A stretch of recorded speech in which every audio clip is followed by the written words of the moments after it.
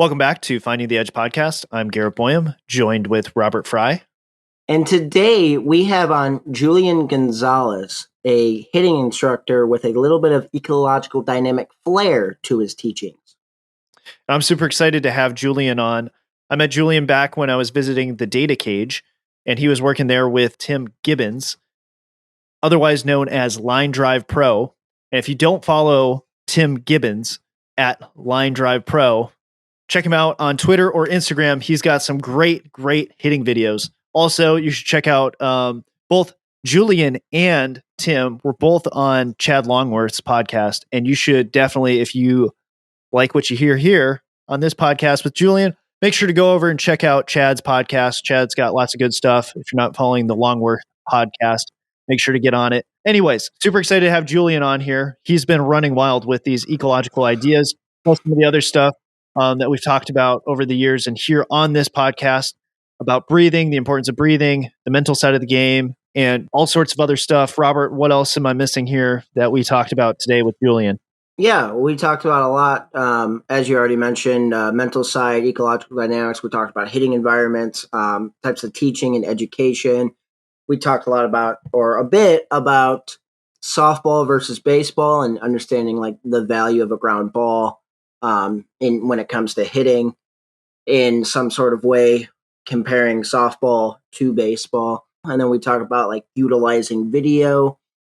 And then we also talked about a bit about styles of learning. And then lastly, we did talk about a bit, again, more of the mental side of the game, but we talked a bit about failing and creating those environments that allow players to fail so they can succeed later on. Yeah, absolutely. Additionally, too, when it came to the softball swing that we were discussing, is the softball swing different than a baseball swing? And because Julian also has a background working with softball. So again, in true ecological form, we were all over the place in a non-linear way. So hope you guys enjoyed today's podcast with Julian Gonalez. Let's begin.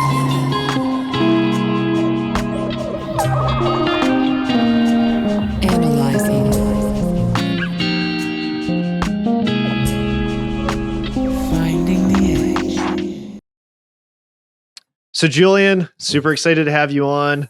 Been wanting to have you on for a little bit too, especially since I met you in Florida way back when, and then you've been really interested in EcoD, and it's been cool to see some of the stuff that you've been doing with some of the ideas. So I wanted to have you on to kind of explore that more with you. Do you want to give some kind of background on yourself? Kind of where you're at, what you're doing currently, and then we'll go from there. Yes, sir. Yeah. So currently I am coaching at Trinity Christian Academy in Jacksonville, Florida. We're a private school, so we got middle school all the way to high school. So I kind of oversee all the hitting. So try to for sure keep the same thing for all the guys, even if they're younger, just try to change up different bat sizes and stuff like that. Coaching travel ball, it's about to finish up here with the Florida Burn. Got a 15U, so they're freshmen, 2025s, and then doing hitting sessions on the side. And then currently working on some stuff for new opportunity. But yeah, kind of been coaching here and there. So I met, like Garrett said, I think maybe like 3 years ago or so at the Data Cage. Shout out to Mark Spencer and Tim Gibbons, who's the AAA hitting coach for the Orioles. And yeah, just hit it off with Garrett right away there. And that's how we are here now. Coached college softball for 2.5 years, coached high school softball for a year. Prior to being back in high school now, baseball, I was coaching high school baseball for a year at my high school back in Tampa at Mitchell. So feels like it's been forever, but overall, I think it's only been like 6 years coaching as a whole. But I feel like I've been doing this for ages. It's funny you bring up the Data Cage and Mark, because you guys got to use a flight scope there, or at least I know Mark had a flight scope at the time. So yeah, that's another cool connection. Did you actually get to use the flight scope much? Or Yes, yeah. So we had 2 cages, if you remember, and usually we were split. So Tim was usually in the one with the flight scope, and then towards the end we ended up getting Rapsodo. and that was in the other cage. But flight scope was awesome. I loved it, just being able to have the exit velocity and the launch angle, and had the distance as well on there. So it was sweet just seeing it and the kids having a visual. Just when you're in a cage, a lot of times kids just get bored. So just having that visual there with the technology with flight scope was sweet for the kids to have, and just helping them and learn. Were you able to ever get any of the data off of it and then use that and look at that at all? Yeah, every once in a while. We didn't get really deep into it. At the end, Mark started going. That's what he's doing a lot now. Started going to colleges and to other high schools around the area and would give them their data back. So it was cool seeing some, like when I went to the data cage after I left UNF. We went to UNF and we gave them the data, and just seeing the softball data was pretty cool. Can go down a rabbit hole with the rise ball and if it actually rises or not, but just seeing the proof of it there that the rise ball doesn't actually rise was like, oh snap, all right. So just seeing the feedback and seeing how flight scope and any technology can just kind of help with any biases that people may have. So to start with softball, you coach softball.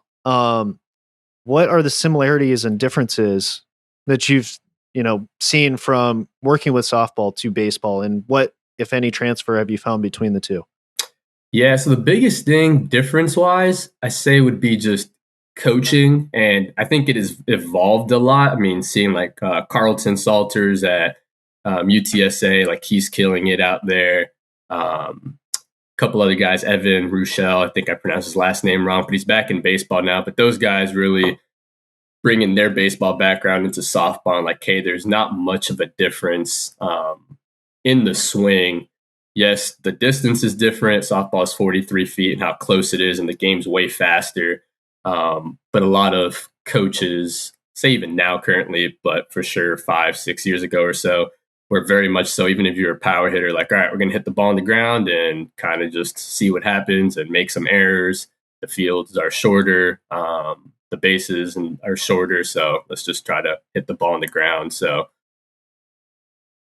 I wasn't there long enough to really, I helped out with the hitting side of stuff, but just seeing how much softball has evolved recently has been super awesome, and just seeing guys like Carlton at the front of it leading the way. But yeah, I mean, at the end of the day, like having the data back to, like you said, with flight scope, I mean, the balls were still coming down negative. It wasn't as much as a mound, of course, but it was still coming down at a negative descent. So, I mean, like always still trying to swing through the ball, want to hit through and up a little bit. So seeing the similarities in that and just how to go about stuff. At the end of the day, the swing's the swing. So your body's all moving the same in baseball or softball.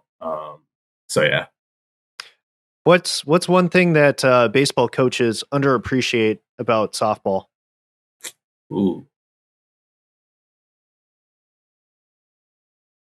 Good question. Because one thing you mentioned was the game is a lot faster. Yeah.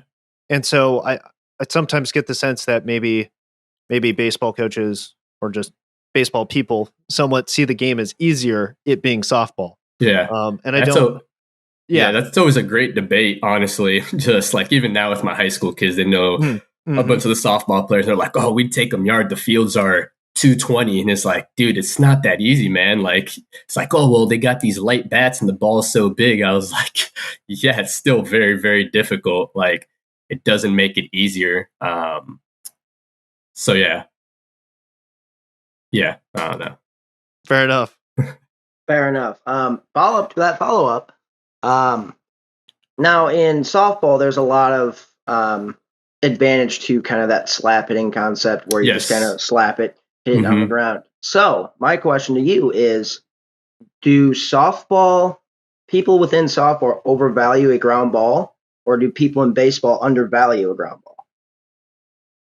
Ooh. I think in softball they overvalue it. Once again, shout out to Carlton. He's done a really good job with his slap hitters that he does have, to where he's kind of, and I love because he posts everything. So he's kind of transformed a lot of the slappers that he's had to where, like you said, is like, oh, slap, slap, slap. And there's like 4 different types of slap, like power slap, like slaps to they're just going like regular slap, slap bunts, like there's everything, right? But Carlton has really tried to get his hitters to have all of those and have all those tools in the belt, but really trying to get those slappers to be able to still drive the ball in the air, which now, I mean, able to be running out of the box and put the ball in the air, like now you're probably turning a single into a double or a double into a triple, as opposed just trying to hit a ground ball when you're slapping and try to aim where they try to aim usually closer to home plate so they get a higher bounce and just get a single out of it. And now trying to incorporate some more ball in the air, some more ball flight to get some extra base hits and not just singles. So basically, he's creating a complete adaptable, dexterous hitter. Yes. That's freaking awesome. Had to get some Eco D language in there. But I guess, so what's kind of been your experience working with these sort of concepts, ecological dynamics, kind of what's been your first kind of foray into it? Yeah, so I think for sure, I remember when we had met, I just started reading Constraints-Led Approach, the book. And I remember talking to you about it and picking your brain and then just continue to read the book and finishing the book and be like, all right, just in my eyes, and still, I mean, that's how I still coach, how we can create these environments and challenge hitters with bats, different balls, whether it's different angles, throwing overhand or machine, whatever it is, and challenging them without us having to say so much. And I know that for some people, that's like, oh, well, you still got to coach. And we're still coaching in those environments. It's not like we're just here, do this and figure it out by yourself, which that is part of it for sure. But getting into that and seeing it work firsthand at the data cage and Chad Longworth bringing in his like weighted bats that he had and starting to use those and just seeing how it just helped clean stuff up without being overly mechanical with them. And now biggest thing with me talking to my hitters all the time is I don't want you guys to become robotic. So creating these environments with these constraints-led approach and these different environments we're creating with different bats and different body positions, whatever it might be, and making them athletic and not robots. I think that's a really great point. Because you talked about people are like, well, you still have to coach them, and I would agree with that. But from an ecological approach, we're mostly coaching from the standpoint of educating their attention to certain types of information or towards something, or re-educating or educating their intention. So, what is their intention during the session? What are they focusing on? Yeah. I think that's much more how we try to approach it than telling them this is how you have to move in order to solve this problem. Yes, you nailed it. I love it because like it's cool and just seeing the past 3 years now being at Trinity, and I mean we've brought different things in. Jonathan Murphy, he's played minor league baseball for a couple of years, and it was different for the kids. So year 3 now, like last week we were in the cage and I was hitting with a couple of our seniors, and one of them was like, hey, like, and he started coaching him and I didn't have to say anything. And it's just sweet, just what the environment does. Now the kids are coaching each other rather than us having to say something every 2 seconds, which was, we really try hard and we don't do. But it's sweet just seeing how those environments, now they're learning together and I'm learning with them alongside them. And I'm not harping at them every 2 seconds. And like you said, what's your focus? And that's why I love being with high schoolers too, because I mean, they're so young and it's like, all right, I'm hitting, they step out and they're talking about their girlfriends or about what happened in school. So just that focus with the environment you're creating, like if you're not locked in and have a intention, have a specific focus, then you're not going to get anything out of it. I think one of the things too is that us as coaches, we are supposed to be facilitators. So what you're describing there is like we are facilitating the practice environment that allows the athlete to flourish. And so oftentimes what we're doing is simply either setting the environment or manipulating things within the environment to help shape the behavior that we're looking for them to have, or to help them actually better connect to the problem. And so that to me is what the big difference is between kind of a traditional model versus an ecological approach. Is we're much more focused on helping the athlete better connect to the information in the environment and being more highly attuned or sensitive to that information, instead of focusing on, say, their mechanics and making sure that they're moving in a specific way or the correct way. And two, there's, I think for me, there's a lot more focus on them getting reps, so to speak. Although for me personally, it's not necessarily going to look like guys getting, 300 swings a day or something like that. It might look like, 100 or 150 or even 75 or something much lower, but it's much more focused on them having a lot of high quality reps. Yes. And really too, it's also about thinking about how representative is the task that I am giving them as well. Yes, 100%. I love that, because that's how we try to break up our cage sessions, or like when if we're hitting in the cage that day. All right, I try to focus on having a cage that's going to be replicative of the game. So whether it's, and I know, get down a rabbit hole, but machines, and we use the machines quite a bit. Just challenging them with the velocity aspect of it, or whether it's one of the coaches throwing overhand and throwing mixed BP, and then having a cage of barrel accuracy. So whether it's plyo balls or whether it's tennis balls or wiffle balls with PVCs. All right, well, you got to barrel the ball up in the game. So like you said, making it as game-like as possible, and then having some type of timing. So once again, whether it's 3-plate or whether it's mixed BP or whatever it is, and trying to make the cages as game-like as possible. And it's not like, all right, just hit off the tee. And like you said, just getting your quantity instead of your quality swings in. It's like, I hit off the tee 600 times today, got 600 balls off the tee. I'm ready. And it's like, no, you're not. You probably got worse from it now. So that's why shout out to you guys. Just love the conversations you guys have, and learn so much from you guys doing how am I going to challenge myself to challenge my kids. And to bank off that, how do the kids feel about going through those representative environment plus that plyo ball, that barrel accuracy, or whatever type of constraints you have? Well, and two, right, the challenging environments. We've talked with Caleb a little bit about that. Yeah. It can be hard to have guys buy into creating an environment where there may be a lower success rate. Yep. So how do you get that buy-in? Yeah. So once again, being year 3, our first year, being there, especially with the machines, they were like, we hate this, don't want to do this. And they're more bought in with that. And then with the barrel accuracy stuff, especially like the plyo balls, with the wiffle balls, you don't barrel them up, you see the funky spin, and it's like, all right, well, I suck, or I'm failing, or whatever. And just pouring into them and reminding them like, hey, we want you to fail. It's okay to fail. Because if you don't fail, then when you do start failing, because it's baseball, it's going to happen, then how are you going to know to make an adjustment, or what your adjustments specifically are?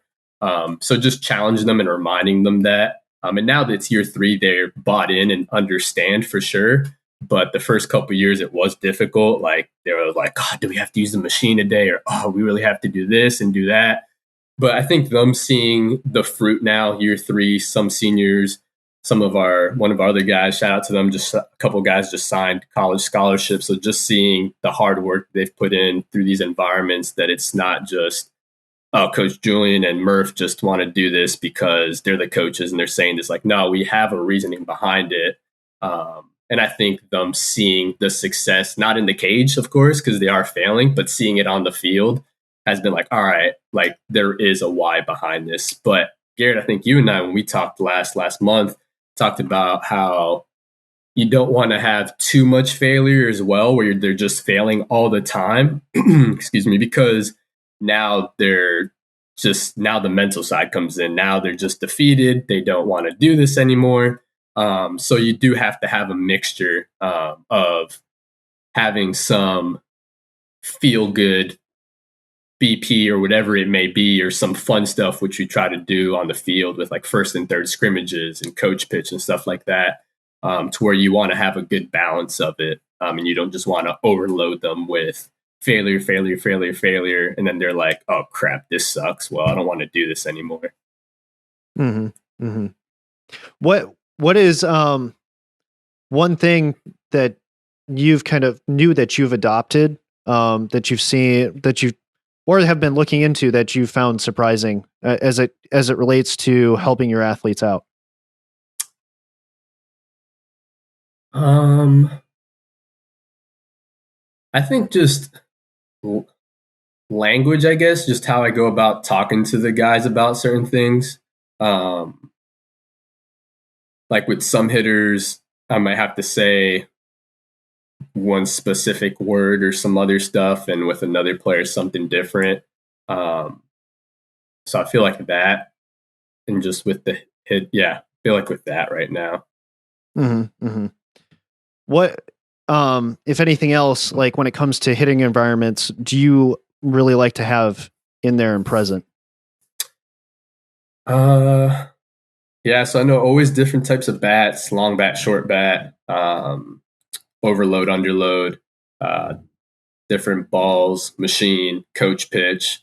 I feel like those are always like the key things that I have in there, in every cage, or at least in one of the cages with the guys, are like the key stuff that we have. And then since we don't have any technology, just the way that I had set up the cages, I put hula hoops up in the cages at different angles. So shout out to Iowa baseball. They have, through their student managers, like one of the PowerPoints, I think, or Excel, and they like made some algorithm that you can just type in how long your cage is and stuff, and you just type everything in, and then it spits out where you should put whatever you're going to hang from it. So that helped out so much because I'm not the best math person out there. So I got hula hoops set up from 10, 50, we got 15, 10, and then 8 degrees, which is like at our cage, it's 75 feet long, and it's all the way at the back of the cage, like at the top.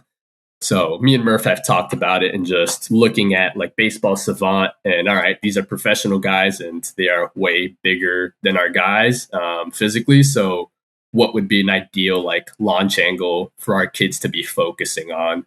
So like for each hitter, like our first baseman's a tank country boy, like, all right, you can live at the 15 degrees for sure. But some of our other guys is like, all right, you guys live like 10 to 8.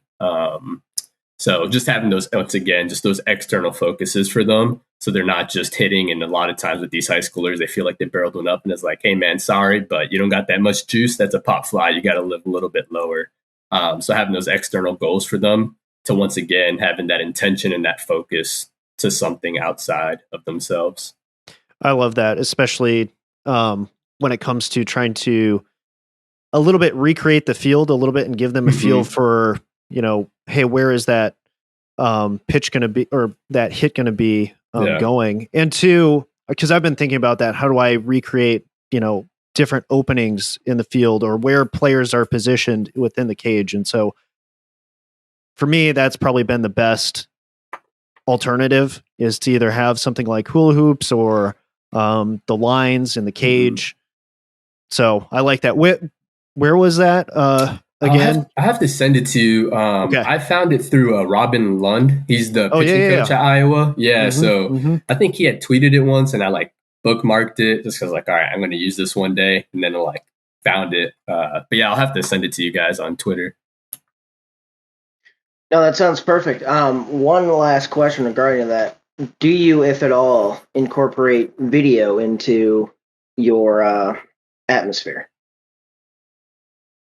Yeah, so our guys mostly so Murph does it quite a bit during the cages, like if he's trying to show a kid a specific, like something specific. I do every once in a while. Mostly I do because my kids ask during our scrimmages or during our fall games. Our kids are like, hey, Coach Julian, can you video my at-bats? So during games, I usually do it. And I rather do it in game so they can see their in-game stuff as to oppose whether it's machine, I know for some kids, just timing wise, and the machine's going to be difficult. So seeing it as game like as possible, their swing, and it's not off of front flips or something or off the tee. So they're seeing something more replicative of the game. So actually during our scrimmages is when I'll take video and then send it to them or show them during the half inning or whatever it may be. But I'd say I do like video. Like, I don't want to live or die by it, because then I don't want the kids to be paralyzed by it and just be, all right, overload. Every time I hit, I have to have video, or I have to look at this, or I have to do that. So like every once in a while, for sure, like, hey, here's your video, or if they ask, like, I'll do it whenever they ask. Yeah, and you kind of mentioned it a little bit too, in terms of like rather having in-game video than say, off a machine video. My question regarding that is, how do you feel if someone were to have more like practice video than in-game video?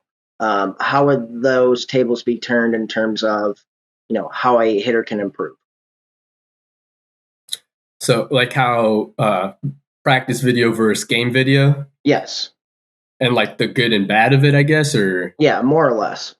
And then too, like, how would you utilize the practice video if you didn't have as much game video to work with a player? Yeah, so I guess with the practice video, I mean, I'll still look into it. Like with the guys that I hit individually with, like they'll send me video, cage, or whatever it is, and I'll still take into account for sure.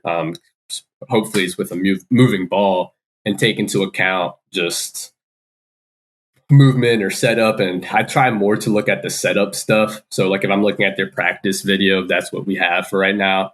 I'm more of a guy, I guess, that looks at the setup and look at, all right, what are you doing from the start, instead of going through like every second of the video. And then I'm like, well, you did this wrong in the middle of your swing. And it's like, all right, why did that happen in the middle of the swing?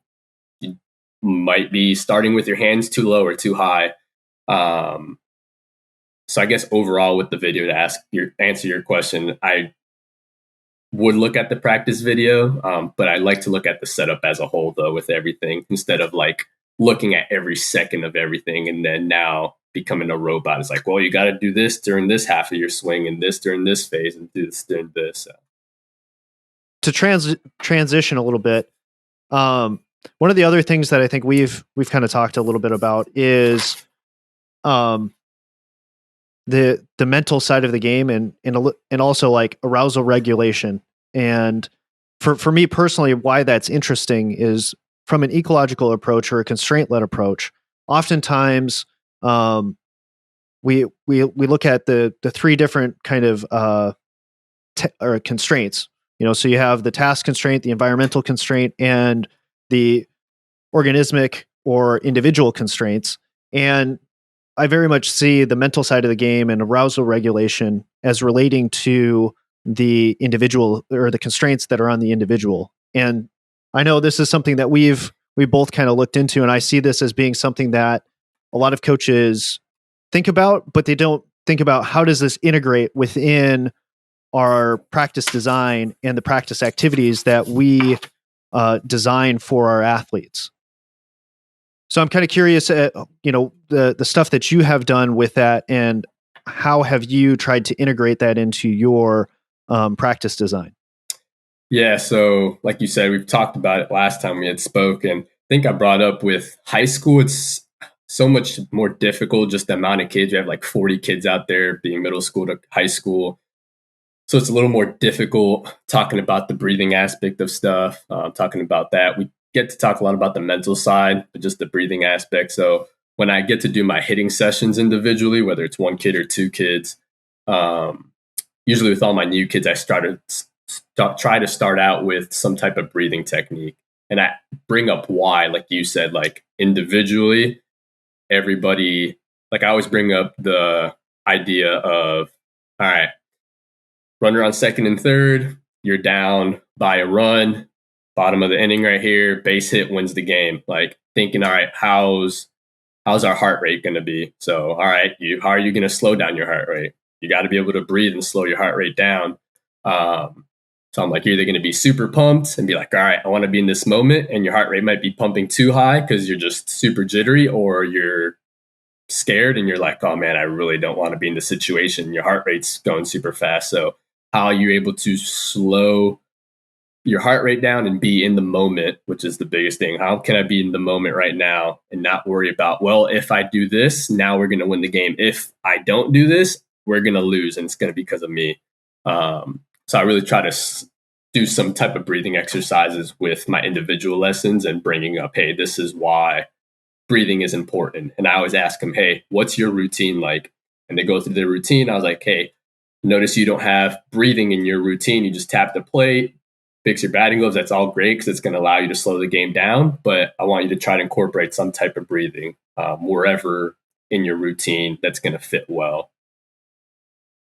Yeah. And one of the things that I think I took from Brian Kane this past year was the idea of when, what's important now. Yep. I actually liked it, like what's important right now, which doesn't sound as good as when. Learn is not as good of a little moniker, but I think for me that's what I want guys to focus on. Hey, how can you be present here in this moment, fully connected to the information that's going on right in front of you? But what's interesting too with that, especially when we're talking about hitting, is really that needs to come into full focus when you got both feet in the box and you're looking at the pitcher and he's getting ready to deliver the pitch. That's when you need to be fully present. Yeah. And you can think a little bit more when you have one foot out of the box and in between pitches. Yeah. But once you step into that box, you got to be fully present. Yeah. I love that. So one of the things that I wrote down, so I remember, is like a couple books that I've read. First one is The Mental Keys to Hitting by H.A. Dorfman. That one's fantastic. And shout out to Benny Craig, Feel Good Hitting on Twitter. He's the one that kind of like got me into all the breathing stuff. And kind of went down a rabbit hole during COVID. But The Mental Keys to Hitting is huge. And H.A. talks about that in there, how when you have one foot out the box, like you just mentioned, you can think a little bit, all right, whatever your goal or whatever your focus is right now, your adjustment. But once you step in the box, like you said, if you're thinking of anything, H.A. always said, you should think about be easy, see the ball. Shawn Casey talks about it all the time too in some of his videos, like be easy, hit the ball hard, be easy, right center gap, whatever it is. But it should never be, all right, I'm gonna do this with my feet and do this with my hand, because you're gonna be toast at this point. Like the ball's gonna be past you. So like you said, think outside the box. Once you're in the box, I should be present in the moment. Ryan Harrison, who does all the vision stuff, slow the game down, he says, if you think, you stink, is what he says. And I kind of tell my kids that all the time. Hey, if you're in the box and you're thinking, you stink. You're gonna, I don't care how nice of a swing you think you may have, you're gonna fail. So just how can I incorporate that and challenge the kids mentally with the breathing aspect of it? But then mentally, like you brought up, just there's so much mentally that goes on within baseball with the failure, self-coaching, talks about it in the book, and kids telling themselves, I can't do this, can't do that. And we challenge our kids to say, hey, that's not part of our vocabulary. Like we will never say we can't. We'll say, hey, I will do this. We should do this. So now just mentally, I'm in a better place as to oppose, oh, I can't do this, or hey, don't swing at this pitch. Hey, don't think about a white horse. Like, what are you going to think about the white horse? So always having those positives. Hey, I will do this at bat. I can do this. We should do this. And just the mental side of it is just absolutely huge, and something that I don't think as hitting coaches we bring into our tool belt enough, and the breathing aspect of it as well, like we were talking about and you said. Well, and two, this kind of goes to this idea, you think you stink. It's not like that's something that coaches haven't known for a really long time. Correct. And what I find interesting is there has been some pushback on this idea of self-organization and creating an environment where the athlete can find their way to the solution, or just, understanding how the constraints shape the movement. and the system self-organizes to meet those constraints. And there's been a lot of pushback to this idea or just an ecological approach, yet it really fits well with things that coaches have intuitively understood for a very long time. And so that's one of the things that I'd like, people to know and understand about an ecological approach, is that it actually squares well with a lot of the intuitive stuff that's out there.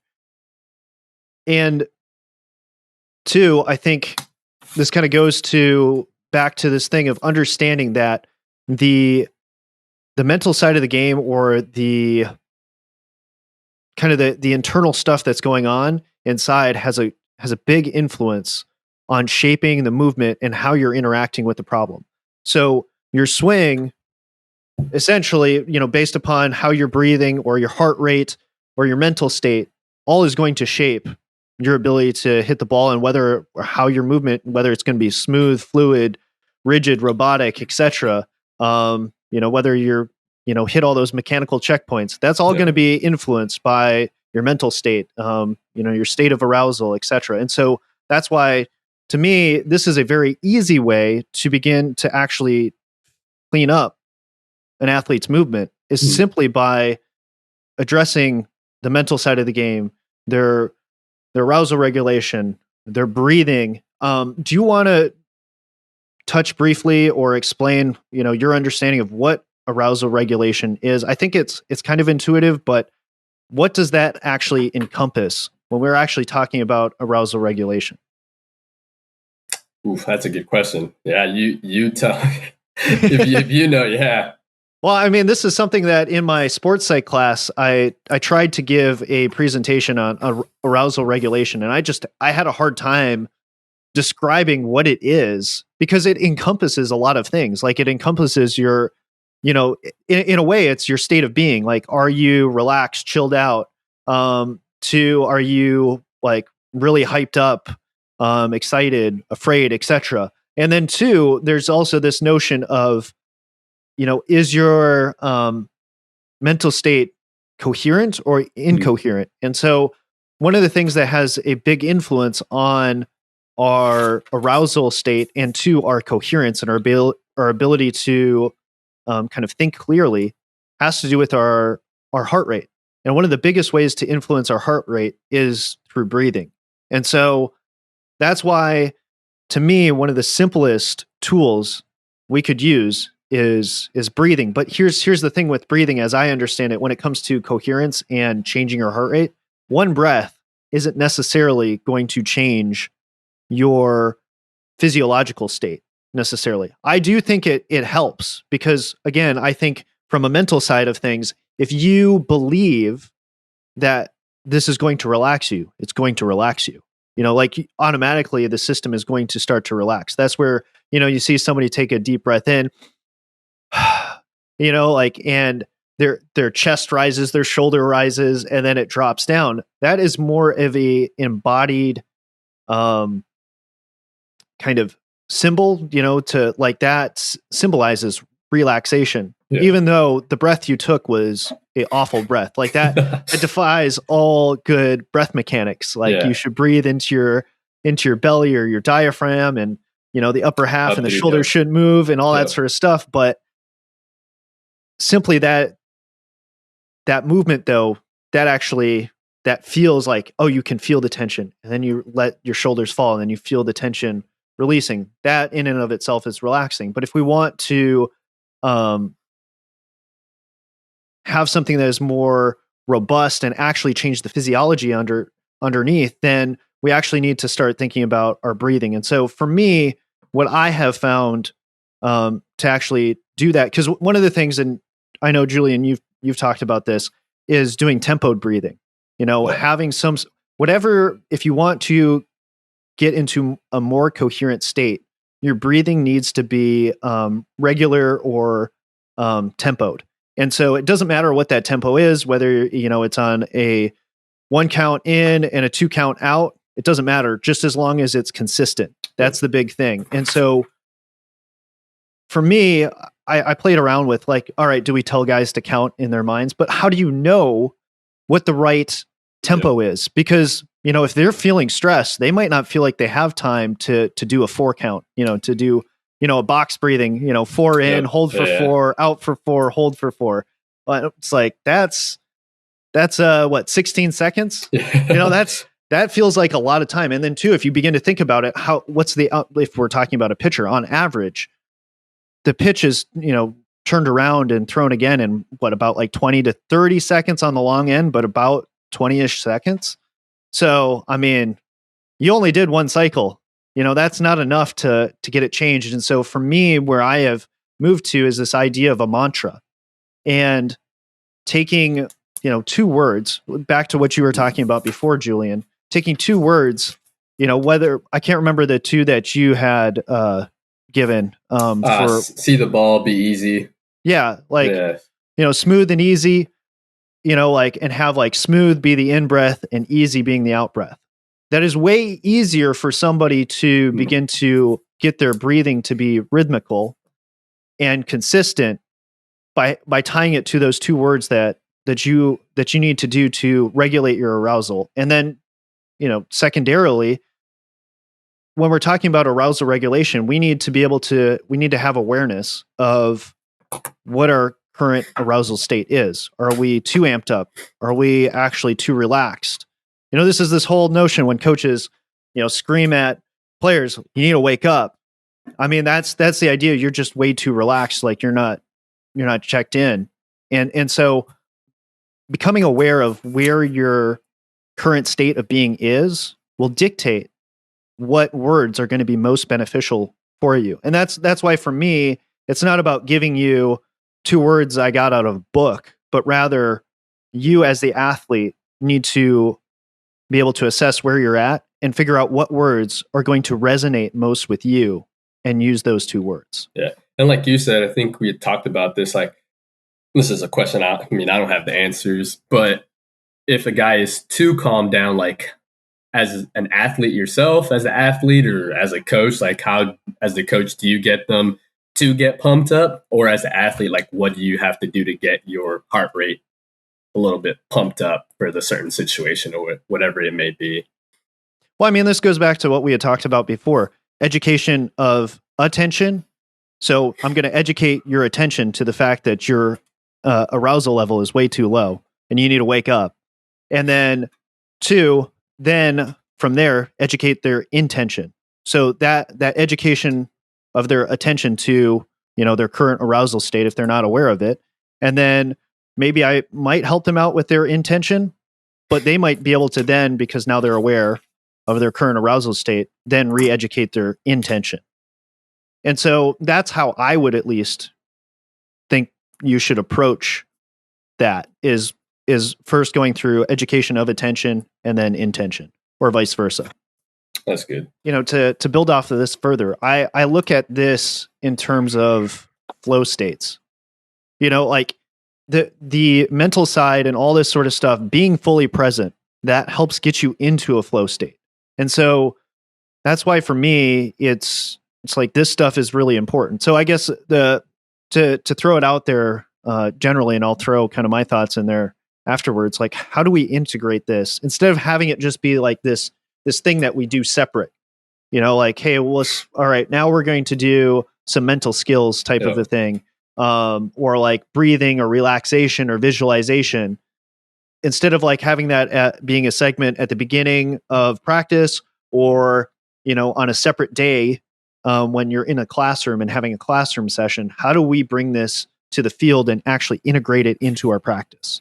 So I was thinking about this as you were talking about just the arousal aspect of it. And that's why I do love the ecological or the constraints-led approach and making it challenging, because now the failure is happening. So as the failure is happening, now the mental side's happening in your head. And I was like, crap, all right, well, I just failed now. And in the game, you're going to fail. So how are you going to respond back? So making those environments in the cages, or if you're able to hit on the field often, not just making it, and once again, finding that balance, but making it as game-like as possible, like you said. And like you said, how are we able to integrate this? Making it as game-like as possible. Because if not, then when the game happens and they've never failed before, they've never gotten their heart rate to a specific point, then like just gonna kind of see what happens. One thing that I like to do, and it's cool because the past couple weeks, a couple of my kids have brought it up. Hey, can we do this more?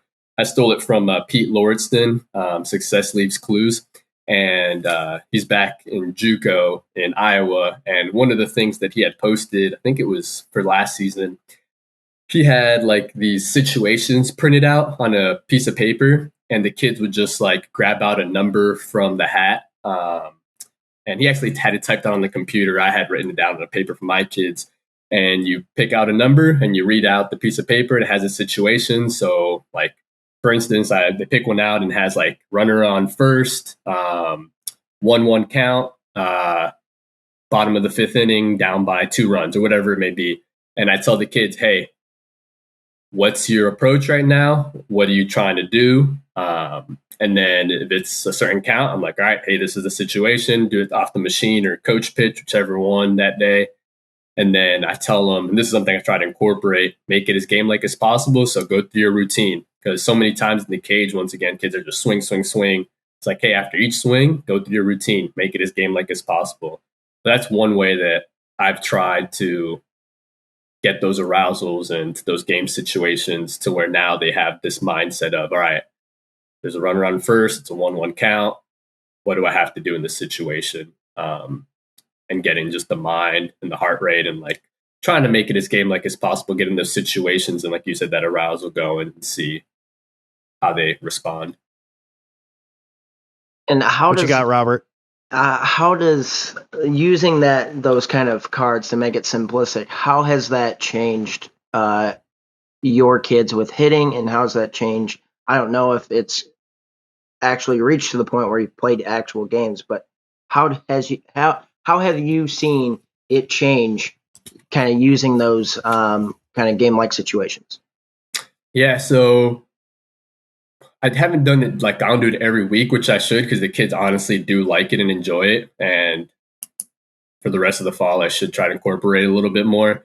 But I think from the kids that I've asked to do it more, I think it just gets them in game mode and more, once again, like we talked about, just an intention and a focus, as to oppose just even within the constraints, just like, hey, you're going to use a long bat and then a short bat. Like, having those game situations, I think, just gets them more engaged. And I think that's what I need to ask them, but I think that's what has gotten them to want to continue to do it.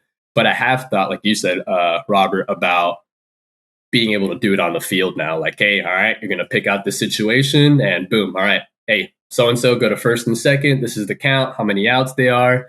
But like I was telling Garrett before we started, he was talking about Nick and how Nick's doing some stuff on the field at Georgia Tech. And we do first and thirds every Thursday or every Wednesday at Trinity.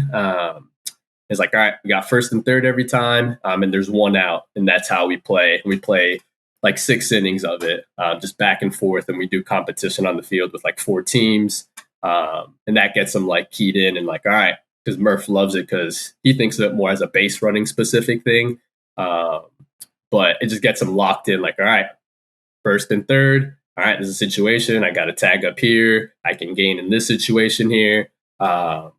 So, but I like what you said about I have not been able to incorporate that on the field with those all situations, but something for sure that I would like to do. I mean, because again, this isn't, when I talk about this stuff, like, people are going to be like, this isn't new. And I'm not claiming that it is new, but when you start thinking from an ecological perspective, you start realizing how important this stuff is. Yes. And then it becomes more of a priority, and what you prioritize gets done more often. And that's why, for me personally, I want to, share this ideologies with people and to make people more aware of this and to try to help people to think along these lines more frequently. Because this goes back to what you were talking about before, of when you start doing these different situations, one, there's more variety. So so what you're doing isn't as monotonous. And this is that thing of like, now guys aren't just swinging to swing. Yep. Now there's more intention behind it. The complexity rises. Now, obviously, if you need to scale it back to have guys just focus on exit velo, bat speed, etc., and not worry about where it's going, that's totally fine. But if you only ever live there, I think you're doing a disservice to the players. Like, you need to grow beyond that at a certain point. Like part of the reason you scale it back is it's easier, and guys may need to start there. But I think that's the challenge is to now scale it up once guys have reached a certain level of bat speed and exit velo. Now we need to develop you into more of a complete hitter. Like these are maybe the prerequisite tools that you need to have. But at some point we gotta move beyond that. And I think that to me is the other element of taking an ecological approach helps keep things more interesting for players and more engaged. And so I think that's the other part too, is if we're going to help grow the game and get more people interested, meaning players and participants, we have to keep players engaged. And two, it's not only going to, draw more people in, but you're going to have better players as a result. And I think at the end of the day, that's the thing that matters the most. Yeah, 100%. That's why I just have bought in so much with the ecological approach and constraints and just the different things of, hey, keeping the kids locked in and focused. And a lot of times, like I've seen, the kids want more. It's not just like, oh, it just feels like it's work. Like the kids want more because they see what's happening and how they're growing. And it's still fun for them. It's not like, oh man, I got to do this again. So. Mm-hmm. Mm-hmm. And I suppose this kind of leads into a little bit to styles of learning. And do you have, I can't remember, do you have a background in education as well too, Julian, right? So I've subbed for the past like 2, almost 3 years now, at Trinity and around in the county as well. And so like, I know we were having a conversation before about like kind of the education system and learning, and how do you see that translating to, the players that you're interacting with and developing players? Yeah. So we talked about this because Steve Johnson always talks about, like Nation talks about just flow, and he teaches, I think he's like AP something. I don't even want to guess. He's got to be, I mean, the only thing I can understand him being is a social studies teacher, because there's no, at least in Minnesota, there was no econ teaching degree. You're either social studies or math.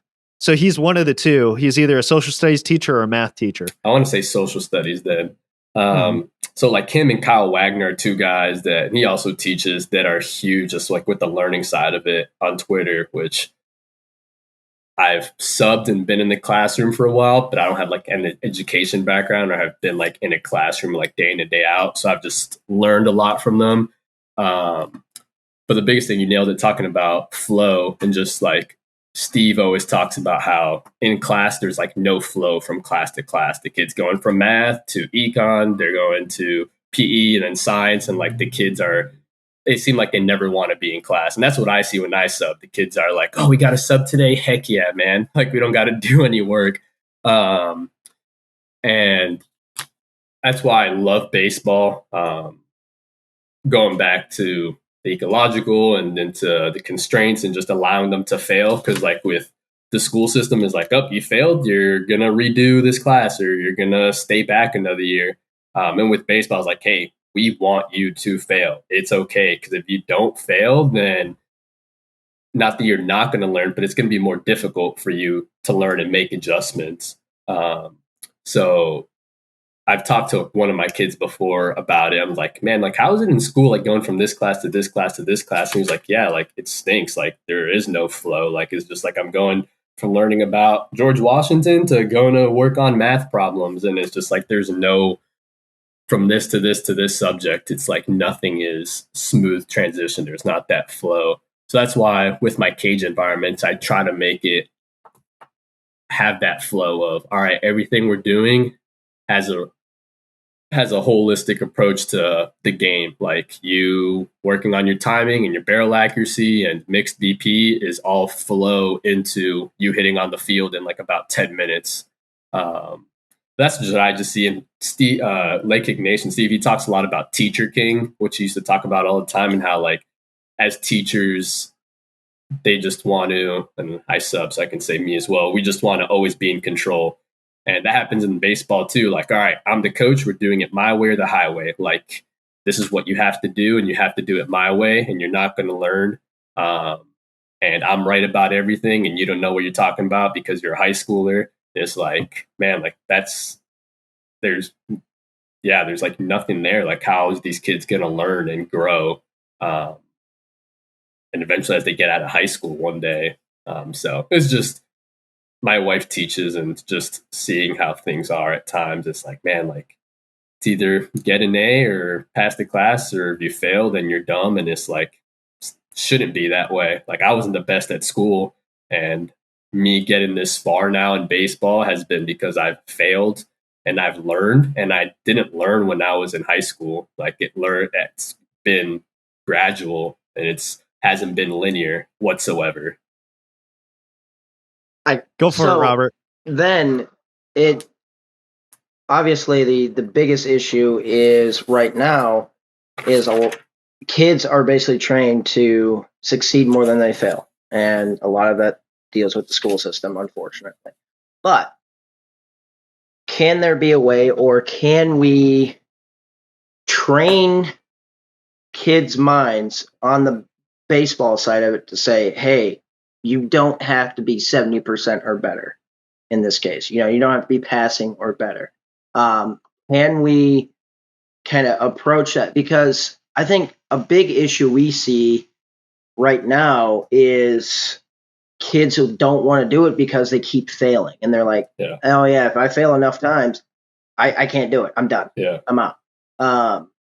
So is there a way, or can there be a way, or kind of an environment where, hey, we want you to fail and you should be all right with that? On the baseball side of it? Yes. Yeah. So, I mean, I think for sure there's a way. I think it just comes down to ourselves as coaches, I think, and our pride and ego. Just like, well, if my kids aren't doing well, then, well, I must suck as a coach. Or if my kids are failing this much, then it's because of me, and I don't want to look bad around people. So I think, first of all, it comes from us as coaches, just like kind of kicking our ego and pride down. And then telling our kids, like, hey, like, I am truthfully saying this, like, we want you guys to fail. Like, it is okay. Like, we are giving you the keys here, fail. Like, it's okay. And you guys in that, learn, like, be focused, have some intention. Like, all right, what is this failure teaching me at this point in time? Like, it's not just fail. Oh, I suck. It's like, no, like, hey, you failed. And what did you notice from your failure?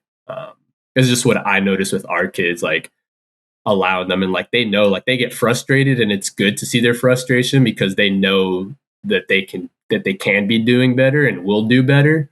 And then they make the adjustments, and it's not just like, oh, I suck, and just throw their bats and get out of the cage and throwing a pity party for themselves. Yeah. I mean, I think it's important to say too that I think the intention is not necessarily to have guys fail, but just understanding that part of the learning process include, like, the failure will come from trying to challenge yourself and trying to grow. Like, part of what happens of you learning and growing is you need to explore the edges. And in order to figure out, the best way of doing things means you're going to have to do a lot of trial and error. Yeah. And part of that trial and error is error. So that's just going to be part of that process of you figuring out how to become the best version of yourself. And two, also, we want you to become robust, adjustable, resilient, masterful. And in order to become masterful, sometimes there are mistakes and lessons learned from those mistakes, or even overcoming something in not the most perfect technical way, but still finding a way to find a functional way to, or rather a satisfactory solution to whatever task you have in front of you. And that's the thing too about this game that about baseball that I really like and love about it, is that, it's a good analogy to life, and it's a safe, I mean, this is what all games are for in a way, is to create a place where you can make mistakes and it's not catastrophic, and so, it kind of it becomes a way where you can kind of take the lessons and the mentality that you learn from baseball into the rest of life. And that's the thing is, I think we want to help our players become mentally tough. Yeah. And not, when something doesn't go their way or because that's the other thing about the game that I think we have to help players understand, especially if they're, in the starting lineup and they're going to be in there for, multiple at bats. Like, okay, your first at bat didn't go the way you wanted it, but how are you going to do the next time you get up? Because you're going to get another chance. I mean, I think that's the thing, even for guys who, just pinch hit, like just understanding or not in the lineup currently. Hey, you're going to get your chance. And so are you preparing in such a way that when you get your chance, that you're going to make the most of that chance? So Weston, Gurman, he's currently the pitching coach at Hamlin. I apologize, Weston, if I probably most definitely butchered your last name. But so he interviewed more recently for a job position and he didn't get it. And he talked about a quote or something that his dad had said related to the Abe Lincoln quote of, I will spend, if I have 6 hours to chop down a tree, I will sharpen the axe for 4 hours and chop the tree down for 2. And so his mentality after finding out he didn't get the job was time to go back to grinding the axe and sharpening the axe. And to me, that is a resilient mindset.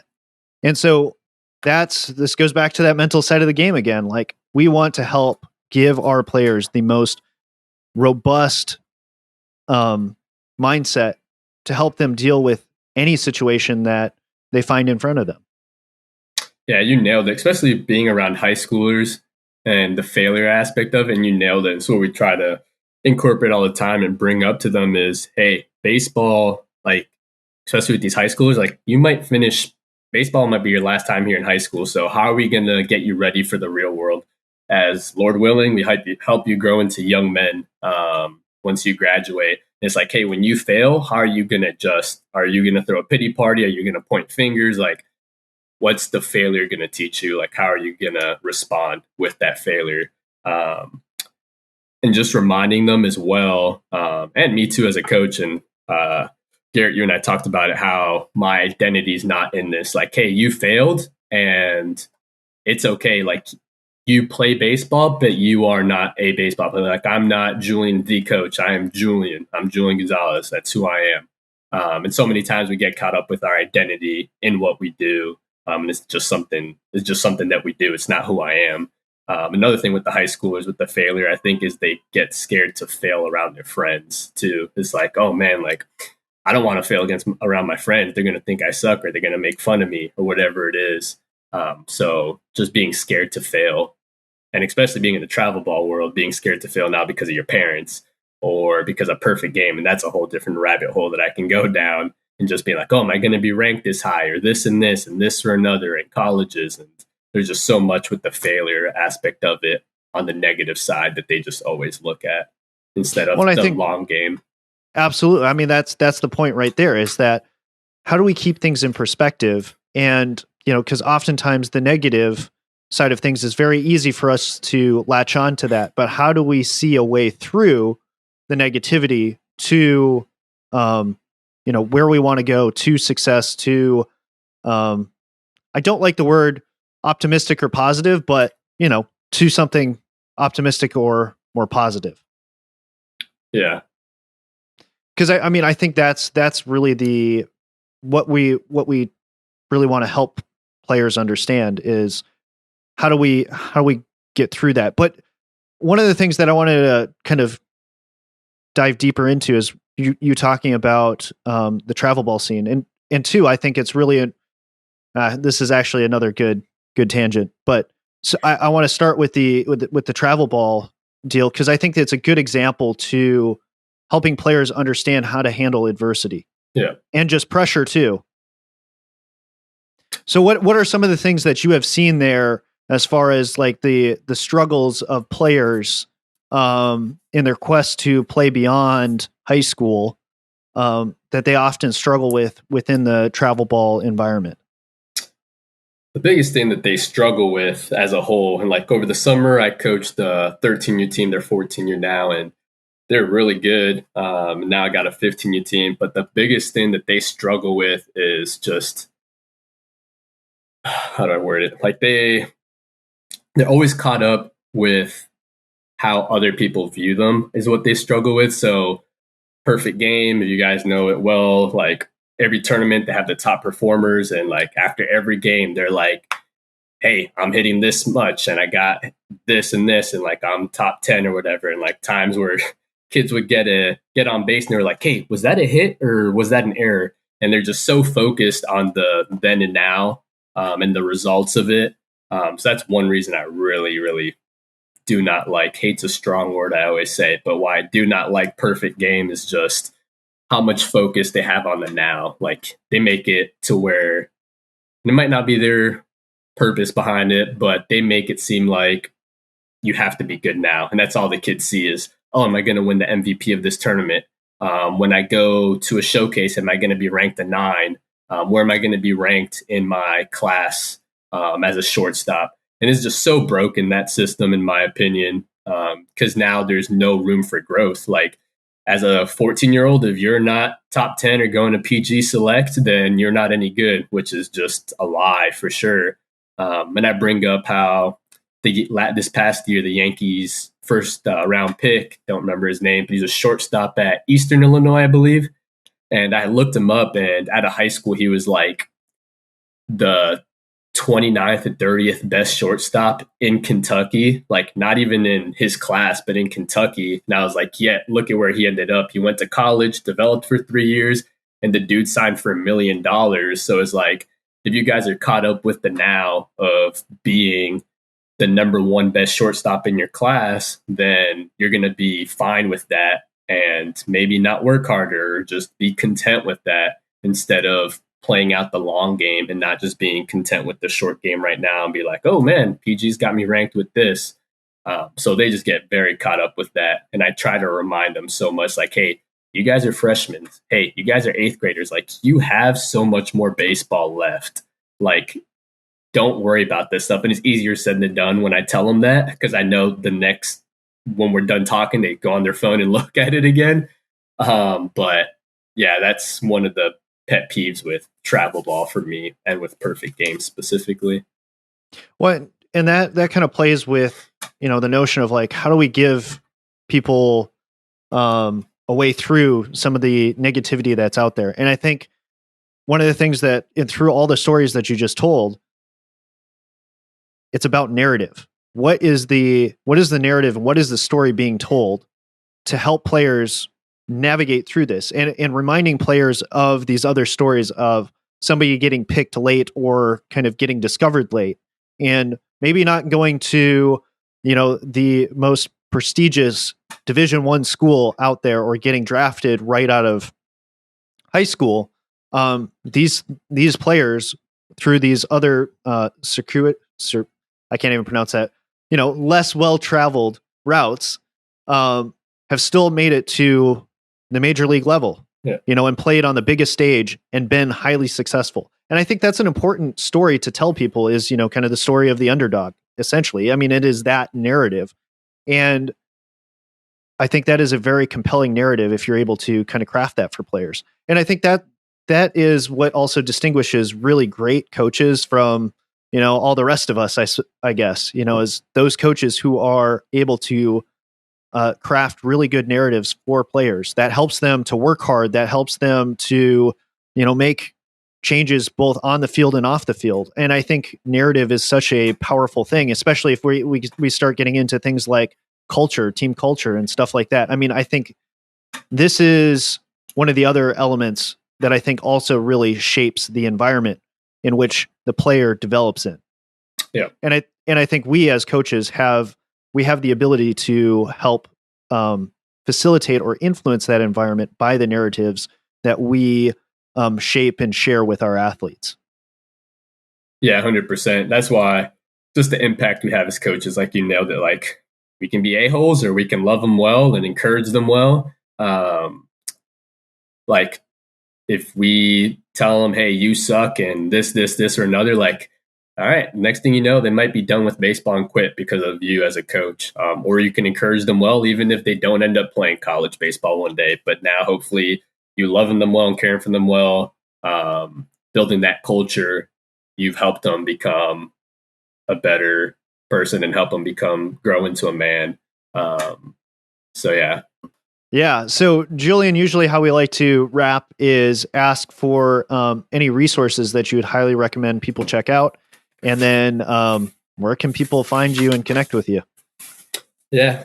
Resources. I mean, shout out to you guys. It's been super dope to be able to listen to you guys. And I was talking to you, Garrett, when we talked last time about how I love how long your podcasts are, honestly, because just sometimes when I listen to some baseball specific ones or whatever they may be, and they're too short, then it's like, man, I feel like they could have been more, or I wanted to hear more. I understand everybody has time commitments and stuff, but with you guys, like, especially when you guys have Caleb all the time, shout out to Caleb Abney, one of the homies. I mean, you guys talk for at least an hour and a half, 2 hours. And it's just fantastic. Like driving to work, always playing it, just learning so much. So for sure, you guys,